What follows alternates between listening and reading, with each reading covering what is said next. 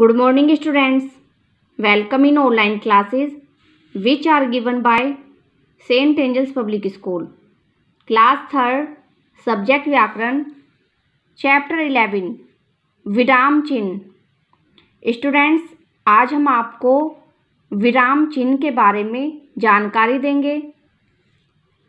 प्रतीक, तुम कहाँ जा रहे हो? मैं फुटबॉल खेलने जा रहा हूँ। वाह, मुझे भी यह खेल बहुत पसंद है। रोहन, क्या तुम भी मेरे साथ चलोगे? धन्यवाद प्रतीक, मुझे जरूरी काम से घर जाना है। ठीक है रोहन, मैं चलता हूँ। स्टूडेंट्स, ऊपर दिए गए संवादों को ध्यान से पढ़ें। आप उनमें कुछ रंगीन चिन्हों को देख रहे हैं। ये चिन्ह ही विराम चिन्ह हैं।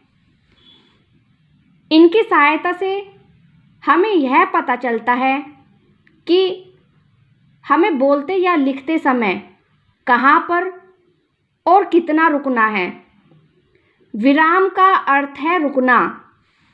अतः लिखते समय अपनी बात को सही प्रकार से समझाने के लिए हम जिन चिन्हों का प्रयोग करते हैं वे विराम चिन्ह कहलाते हैं। विराम चिन्ह कई प्रकार के होते हैं। कुछ प्रमुख विराम चिन्ह नीचे दिए गए हैं। आइए इन्हें पढ़ते हैं। पूर्ण विराम, इस चिन्ह का प्रयोग वाक्य के अंत में किया जाता है। जैसे सूरज चमक रहा है, पूर्ण विराम। नीलम सोने जा रही है, पूर्ण विराम।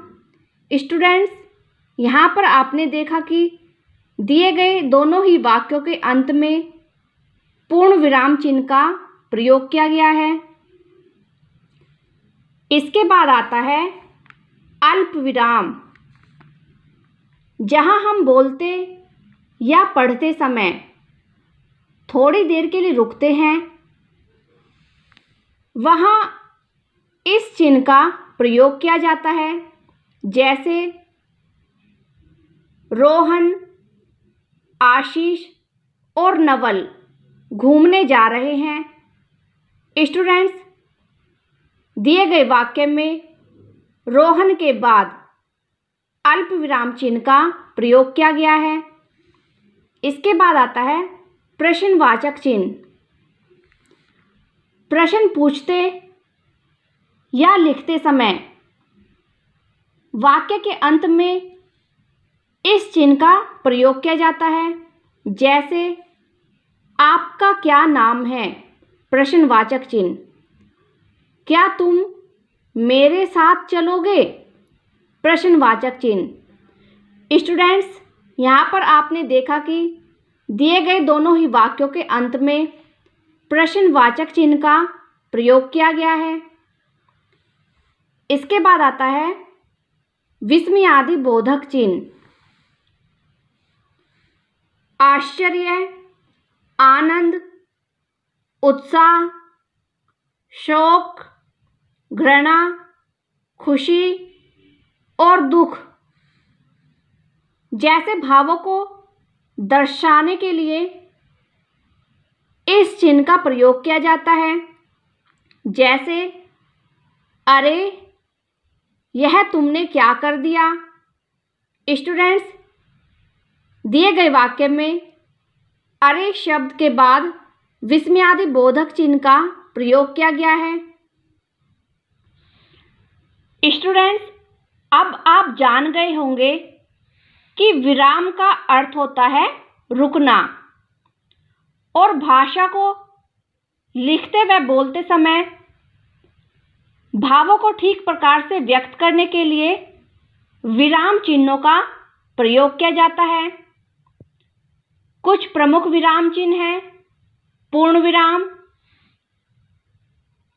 इसका प्रयोग वाक्य के अंत में किया जाता है। अल्प विराम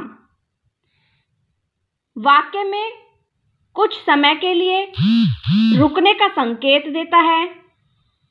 विस्मयादि बोधक चिन्ह शोक, हर्ष, हैरानी जैसे भावों को प्रकट करते समय वाक्य से पहले इसका प्रयोग होता है। प्रश्नवाचक चिन्ह इसका प्रयोग प्रश्न पूछते या लिखते समय वाक्य के अंत में किया जाता है।